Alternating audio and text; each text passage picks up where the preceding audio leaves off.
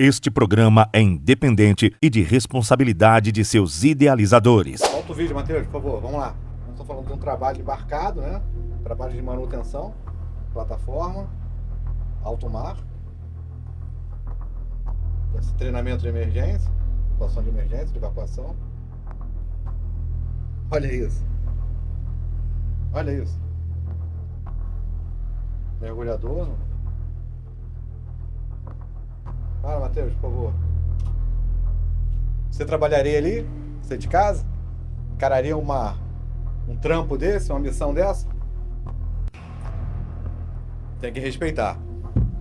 Trabalho embarcado precisa de um treinamento muito, muito ajustado para que realmente não venha a sofrer lesões graves. Vamos dar continuidade, Matheus, por favor. Manutenções constantes, solda. Esse aqui. Como eu tenho falado constantemente aqui, existem determinadas categorias que o risco é muito alto. Os riscos são altíssimos. A categoria das pessoas que trabalham embarcadas é uma dessas. Eu preciso de um treinamento muito ajustado, entender os riscos que essas pessoas estão expostas, que o trabalhador está exposto, para que realmente consiga sobreviver nesse ambiente hostil. Estamos falando de alto mar, entendeu? Nós estamos falando de gás, petróleo, manutenção de plataforma, soldagem. Então fica o nosso parabéns, mas também o nosso alerta a esses trabalhadores e também aos empregadores para que tomem conta e cuidem e preservem a saúde e a vida desses trabalhadores. Obrigado, pessoal. Até a próxima. Um abraço.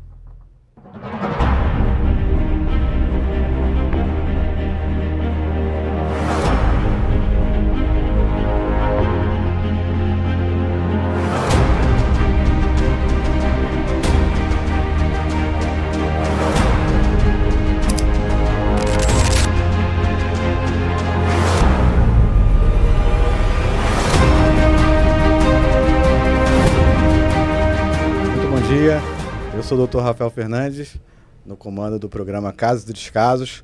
Hoje aqui vamos entrevistar mais uma pessoa, uma enfermeira, que passou por acidente de trabalho, vai contar sua história. Muito obrigado, Ives, pela sua presença. Vamos ouvir você, como é que você começou a sua carreira. Conta um pouquinho essa história pra gente, por favor. Obrigada pelo convite. Sou enfermeira há 25 anos de formação e comecei na enfermagem mesmo, né? Após me formar, e trabalhei em maternidade, em UTI neonatal, emergências, hospitais públicos, particulares. Okay. E ao longo da minha carreira, eu sempre muito dedicada, procurando buscar a excelência no trabalho da enfermagem, tanto minha quanto da minha equipe, e não deixar nenhum paciente precisando de socorro sem ter a assistência necessária. Okay. E ao longo desses anos todos, quando eu entrei no último hospital, fiz todos os exames admissionais, não tinha nenhum problema de saúde. Perfeito. Nem estrutural, nem nenhum. E por não termos equipamentos adequados, macas, profissionais como maqueiros e assistentes para levar material e buscar bandejas pesadas de parto, pacientes obesas que também precisam de assistência e uma assistência imediata. Okay. A gente acaba não cuidando tanto da nossa saúde e minha coluna não resistiu. Que é lamentável. Lamentável. Eu fiz 3 cirurgias na coluna, 2015, 2016 e 2018. Lamento. E após essa cirurgia de 2018, eu fui compulsoriamente aposentada, porque pelo número de CIDs que eu tinha, estourou o prazo de licença, então eu fui aposentada por invalidez permanente. Fica a nossa indignação aqui, a nossa tristeza por isso. Eu tenho um número aqui. Em 2022, o setor de atendimento hospitalar liderou o ranking de acidente de trabalho do Brasil, com 55.697 registros. Isso eu estou falando de dados oficiais, fora o extraoficial, quem não emitiu CAT, que o INSS não ficou sabendo. Que é o meu caso. E dessas citações de acidente de trabalho para a enfermagem, foi em torno de 36.532 casos. São dados oficiais, eu acredito que na realidade seja o dobro para o triplo. Sim. Se realmente os empregadores fizessem, comunicassem a emissão da comunicação de acidente de trabalho, aquela coisa toda. E nós sabemos que o ambiente hospitalar é um ambiente de alto risco de acidente. Sim. Como existem outras categorias de alto risco de acidente, que as pessoas entendem que lesões crônicas, eles aceitam os riscos, eu sou um que não aceito o risco. Eu não aceito uma pessoa ficar doente, começar a sua carreira e não voltar para casa como ela entrou no trabalho. Sim. Exatamente como ela entrou. Ela ficar doente ou ser aposentada. A repercussão disso tudo na vida da pessoa. Então você comentou que o hospital que você trabalhou, como se não fossem os riscos normais e biológicos, inerentes da profissão, os riscos biológicos, você tinha riscos ainda de desenvolver algum tipo de lesão por causa de peso. Ergonômico. Por quê? Porque não tinha o profissional adequado para poder auxiliar. E não tem até hoje, tá? Treinamento de ergonomia. Existe? Já fez alguma vez na vida? Nunca. Como pegar um peso, Não. como se ajustar, um agachamento, levantar, parte postural. Já fez algum treinamento? Não. Por conta do hospital, não. Eu fiz alguns treinamentos, algumas capacitações, porque eu sempre fui muito preocupada com a questão da segurança. Ótimo. Mas Coisa sua por particular. Conta pessoal. Mas o empregador o empregador, a partir do momento que ele coloca você num ambiente de risco, ele tem que te treinar para que você esteja capacitado a lidar com aqueles riscos. Sim, nunca tive. Além do fato dele ter obrigação de diminuir ou extirpar aqueles riscos. Ele não faz, ele incapacita.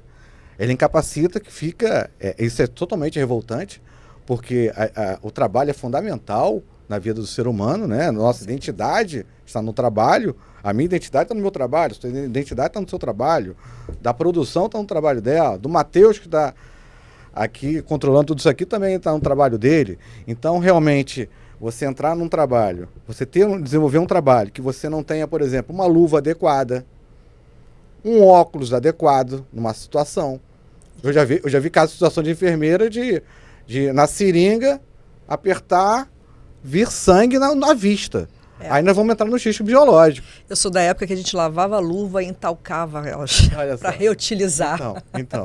Então, isso é inadmissível. Inadmissível. Hoje em dia, e a gente tem casos de ter que fazer procedimentos, às vezes, com uma luva, para não gastar luvas além do necessário. Como se a luva não fosse descartada, que é natural. Ela é descartada, mas aí, para o procedimento, você usa uma só. Como se você pudesse esconder a outra mão, né? Como se você, de repente, não precisasse auxiliar uma mão com a outra.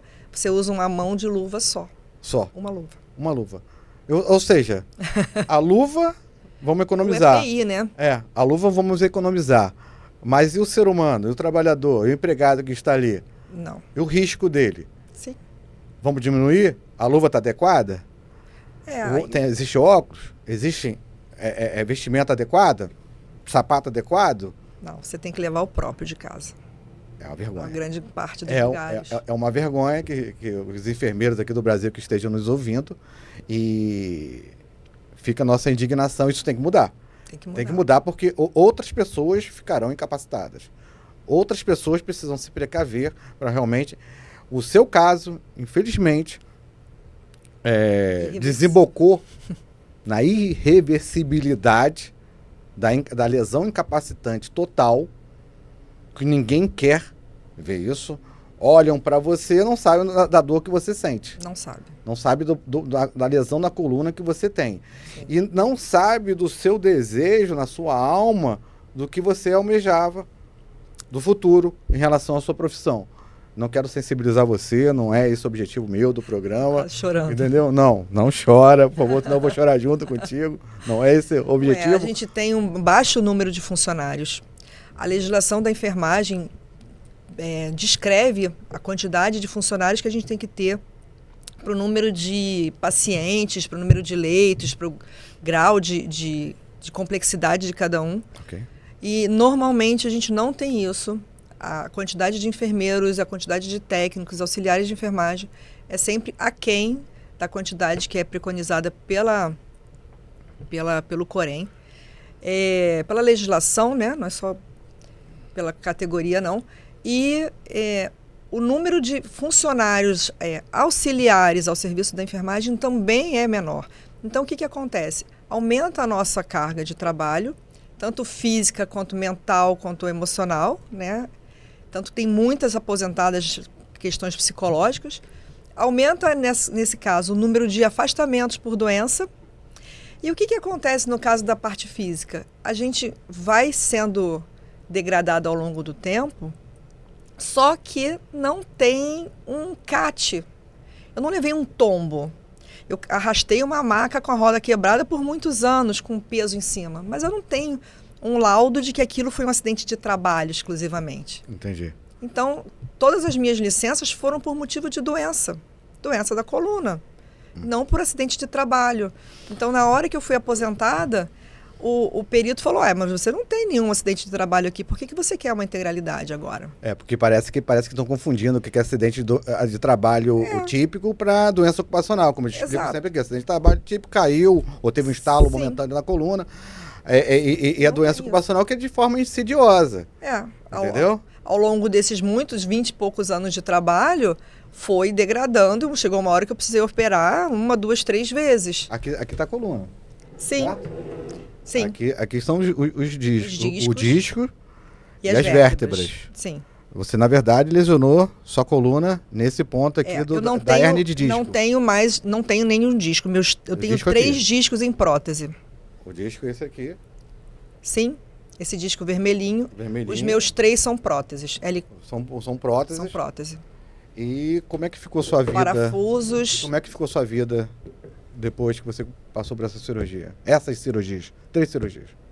É restritivo, né? Tem muitas coisas que eu não consigo fazer. Fiz muita fisioterapia. Hoje eu consigo não tomar mais medicação depois da 3ª cirurgia de correção. Mas, além da parte física, também tem a parte emocional. Com certeza. Porque você, quando está inválido, esse estigma, né, é muito pesado em cima da gente. Verdade. E assim, a minha capacidade mental, ela continua completamente normal. E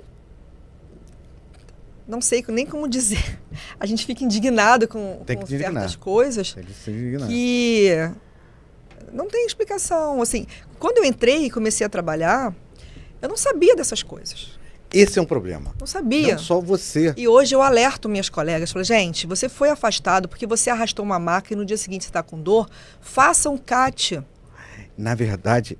Só que não consegue fazer, tá? A questão... Vamos bater nisso aqui rapidamente? Tá. A questão toda que eu vejo sempre profissionais que entram em determinados empregos, eles não têm noção de risco nenhum. Do que estão entrando. Não tem. Entendeu? É a mesma coisa que imaginar que um policial vai subir uma comunidade e não tem noção de um risco que vai tomar um tiro. De como se ele proteger. Pode tomar um tiro, como é que ele pode se proteger, como é que ele pode ser treinado para evitar aquilo? Isso. Qual o posicionamento dele? Ele sair de uma viatura, sair de um... Ele tem treinamento para isso, não tem? Não, tem que ter. Tanto o enfermeiro, o bancário, o profissional de telemarketing, o operador de caixa do mercado, um médico que trabalha como empregado ou estatutário, seja o que for, ele tem que ter noção do risco que ele está passando. Isso é obrigação do empregador.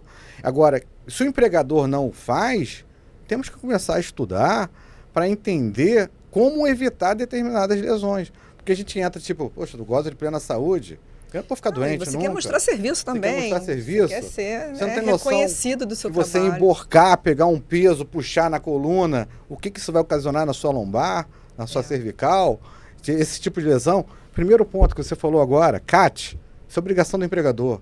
Não tem conversa. Lesionou, emissão de CAT. Ah, não fez. Vamos buscar quem faça.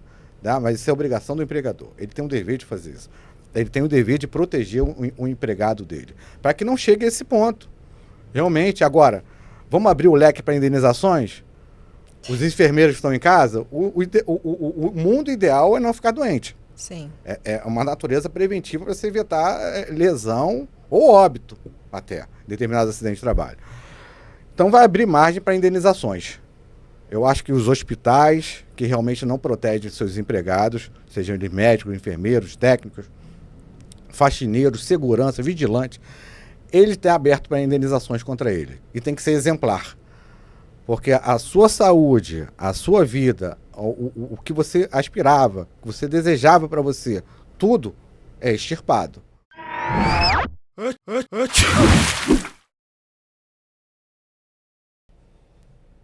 Uma vez, né, que nós fazemos também vídeo de inspeção de esgoto, que é um complemento do caça-vazamentos, né, um serviço completa o outro. Uma vez uma senhora, ela veio falar comigo emocionada, né, porque ela havia perdido uma joia, que era uma joia muito peculiar para ela, né, foi um momento histórico da vida que ela passou, que inclusive ela viajou para o exterior e foi o marido dela que deu aquela joia para ela. Aí eu com a vídeo de inspeção, com câmeras, passei a câmera dentro da tubulação, difícil a beça. Eu peguei um acessório que eu tenho, que é uma mola, que ela vai girando, e era um anel. Aí eu consegui passar, fui caminhando, aquela mola é longa, eu consegui pescar o anel e trazer. Quando eu trouxe, ela se emocionou, chorou, me abraçou, agradeceu, que ela achava que aquela joia que era sentimental para ela já havia sido perdida. Um momento que me emocionou também, fiquei muito feliz. O cliente, a conta dele vem alta, né? Então ele está convicto que tem o vazamento e eu faço todas as investigações. No final de tudo, depois de todos os testes, usando toda a tecnologia que nós possuímos, né, que nós temos certificações, diversos equipamentos, aí no final não existe vazamento nenhum. Aí é a surpresa para a pessoa, né, achando que há um vazamento, não existe. E muitas vezes existe um vazamento e a pessoa está convicta que não tem. Aí no decorrer dos testes, quando eu faço toda aquela segmentação e os testes, o vazamento se volta para um determinado local. Aí eu falo pro morador, né? Eu falo, existe um vazamento. Aí eles ficam chateados comigo. Não é possível, não existe vazamento. Existe, vou mostrar onde é que está. Aí uma casa grande que foi essa época, quando eu fiz esse teste, era no Leblon, né? Então tinha bastante árvores, uma casa de quase um sítio, né? Bem grande. Fiz diversos testes, não consegui localizar em lugar nenhum, né? Mas eu sabia que existia o vazamento pelos testes preliminares que eu realizei. Aí no final, como é que eu fiz a localização? Com o gás rastreador, apliquei o gás rastreador e o gás rastreador brotou lá no meio das árvores. Aí eu fiz a detecção, aí tive que cavar para poder achar o ponto da tubulação que estava rompida. Somente um gás rastreador que eu consigo fazer a localização no meio do mato, entre as árvores. Então, caraca, existe gás rastreador? Gás rastreador. Às vezes, então, a pessoa acha que não tem e tem. A pessoa acha que tem e não tem. Aí tem que chamar uma empresa especializada para fazer o trabalho devido, né?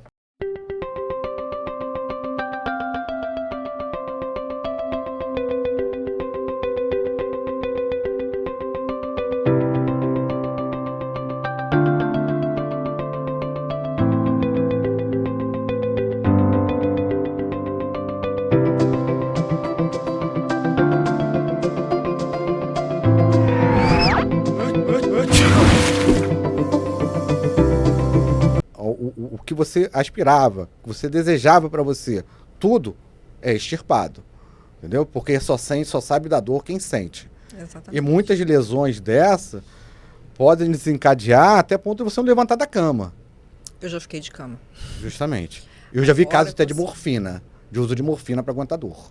Eu já usei muito. Então, as pessoas que estão fora não têm noção do que você vivenciou. Não tem.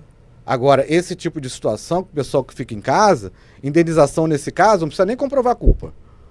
Procura um advogado especialista em acidente de trabalho e busque os direitos para que realmente não chegue a esse ponto e procure entender qual seria o modus operandi, a como você conduzir o seu trabalho de forma que você não se acidente. Entendeu? Porque o risco é muito grande, são inúmeros enfermeiros lesionados no Brasil. E essa situação de enxugar o número da folha em benefício próprio, isso é outro absurdo. Então, na minha opinião, é mais um motivo de aumento de indenização. Mas só que isso é pouco. E no horário da não vigilância, né, quando não tem sábado, domingo, feriados, dias festivos, à noite, o número é menor ainda. E o número de pacientes são iguais. Permanecem. Porque as emergências não têm hora. Permanecem. Os bebês nascem a qualquer hora, né? As emergências acontecem. Com certeza. Mas, na verdade, quem está no pelotão de frente é a enfermagem. Exato. Quem sofre com isso é a enfermagem. Quem adoece é a enfermagem. Sim. Só que a enfermagem tem vida, tem sonhos, tem família, tem desejos. Tem. Quero andar de bicicleta. Será que eu vou poder? Quero fazer um voo de 12 horas. Será que eu vou aguentar? Não. Afivela o cinto. Sem medicação não dá, não. Então, o pessoal que está nos assistindo não tem noção disso.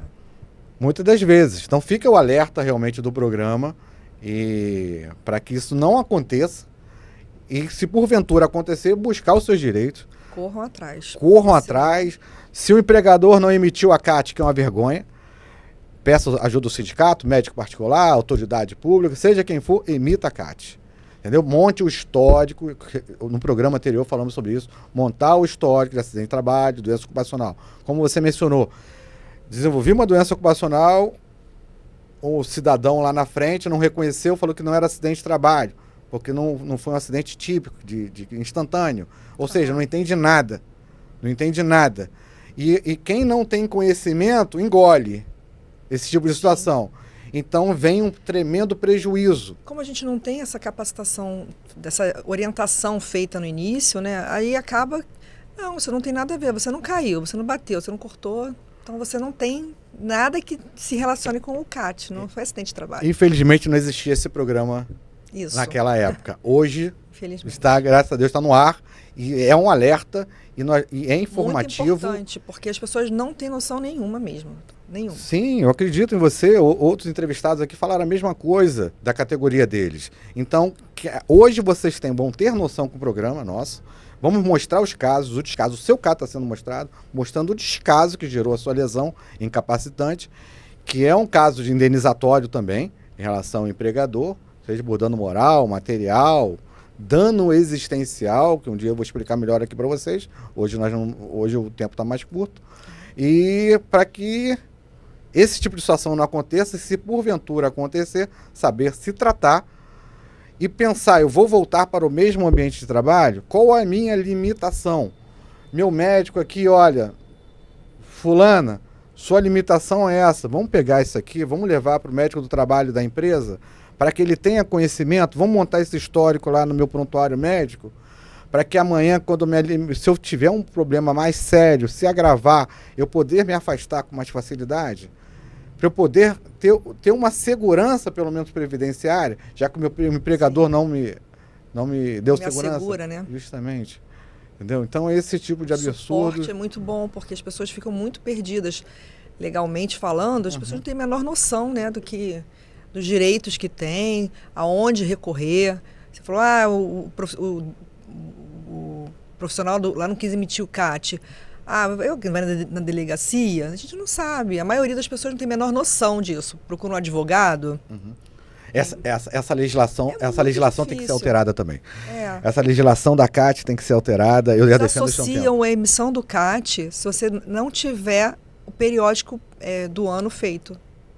Não tem relação nenhuma com a outra. Você precisa fazer o periódico. Você não está com o periódico em dia, como é que você quer emitir o CAT? Não tem relação nenhuma a emissão para isso. A emissão é mais uma justificativa que eles dão para não emitir. Para enganar, para ludibriar. Sim. Ludibriar a pessoa de boa fé, sim, que acredita que realmente, às vezes, um médico do trabalho esteja falando, ou então um RH da empresa esteja falando, e de boa fé, como não sabe, não tem conhecimento dos direitos, acaba incorporando, acreditando naquela situação, engolindo, na verdade, né? Mas o prejuízo é tremendo. A repercussão da emissão da CAT pelo empregador muda totalmente de figura em questões de proteção previdenciária. Eu sei bem o peso dessa carga. Lamentavelmente, você sabe o peso dessa carga. Fica a indignação aqui, não só com relação à enfermagem, com diversas outras categorias. O empregador que realmente não cumpre o seu papel, seu dever social, ele não pode se manter no mercado, entendeu? Então, o nosso programa é contrário a esses empregadores. E o empregador que não tenha conhecimento disso, vá ter conhecimento. Porque a partir do momento que ele contrata, ele tem que garantir a segurança e a vida daquele empregado no seu ambiente de trabalho. Então, esse tipo de situação não pode acontecer. Tirando outros casos, que vocês têm lesão de coluna, vocês podem ter lesões em relação à saúde mental, sim, em razão do estresse. Você acabou de falar que o número é reduzido de pessoal e a demanda alta. Exatamente. Então, é um ambiente que favorece a lesão à saúde mental. Com certeza. Como aumenta o risco de acidente biológico também. Além do risco de acidente biológico, você está cansado, né? Você está já cansado. Carga horária pesada. Burnout, seja o que for, dupla jornada. Você está mais exposto a acidente biológico. Que piora a situação. Piora a situação. O Brasil que saiba que realmente vocês encararam a pandemia de frente. Eu já estava aposentada. Quem ficou na linha de frente, principalmente, são os enfermeiros. É. A enfermagem é do Brasil. Perdeu muita gente. Os médicos, nós perdemos muita gente. O mundo perdeu muita gente. Então, é uma categoria que tem que ser protegida, tem que ser vista. Nós vamos aqui abrir esse espaço do programa para que venha o sindicato aqui sentar na nossa frente e dizer o que eles estão fazendo para melhorar a categoria de vocês. E eu quero ouvir resultados positivos aqui. Eu consegui entrar na justiça com o advogado do sindicato, mas ainda não tive resposta a respeito da minha solicitação, né? Mas o que as pessoas podem fazer depois? Foi aposentado, já era. Corre atrás de como, tem direito ao quê, faz... Aonde que ele busca? É o advogado que vai buscar e... Um advogado especializado em acidente de trabalho. Em acidente de trabalho. É acidente de trabalho. Para ele verificar, primeiramente, se sua aposentadoria está correta, se algum benefício se foi... tem algum benefício errado, se ficou alguma coisa para trás, se você poderia receber um auxílio acidente anteriormente, que antigamente se falava de pecúlio. Podemos abrir margem para ações indenizatórias, dano moral, dano material, dano existencial, de inúmeras maneiras, para que realmente amenize sua vida, melhore um pouco a situação, já que aquela empresa criou esse problema. Então, já que ela criou, ela seja penalizada. Tá? Então, vou agradecer. Infelizmente, nós estamos chegando ao fim hoje contigo. Muito obrigado pela sua presença. Vamos deixar aqui o seu Instagram, se você permitir, por favor. Claro, permito. Casa Segura Kids, porque hoje o meu lema é buscar segurança dentro da casa das pessoas, para as crianças, para as famílias. Parabéns. Buscando trazer mais segurança mesmo para as famílias. Muito obrigado, então, pela sua presença no nosso programa. Obrigada. Foi tudo maravilhoso. E ficamos por aqui. Esse é o Caso dos Casos com vocês. Abraço, até a próxima. Obrigado, pessoal. Agora é a hora do quadro Prevenir para não reabilitar, com o doutor Antônio Alves aqui. Nosso quadro Prevenir para não reabilitar, novamente com o doutor Antônio Alves. Hoje vamos falar sobre epicondilite lateral e epicondilite medial. Doutor? Vou falar agora sobre uma doença muito comum e que se chama epicondilite lateral. Ela também é conhecida como cotovelo de tenista. Os tenistas também têm essa lesão. Em inglês chama-se tennis elbow. Então, muita gente já ouviu falar sobre isso. E nada mais é do que uma dor relacionada a esse ossinho que se chama epicôndilo lateral no nosso cotovelo.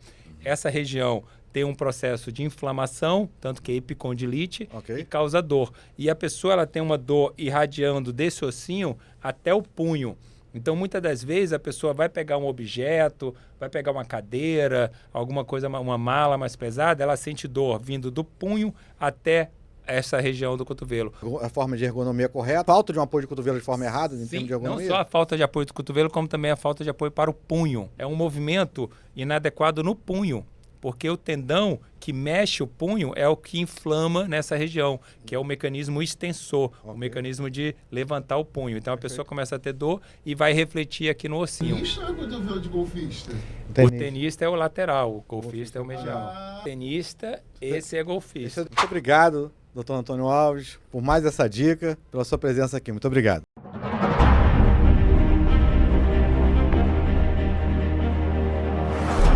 Dica infinita de marketing aqui da Ciscaço. Uma pílula rapidinho para você saber um pouquinho melhor como se posicionar na sua estratégia de marketing. Hoje o nosso recado vai para a galera que é de liderança nas empresas que prestam serviços para as empresas, ou seja, marketing B2B.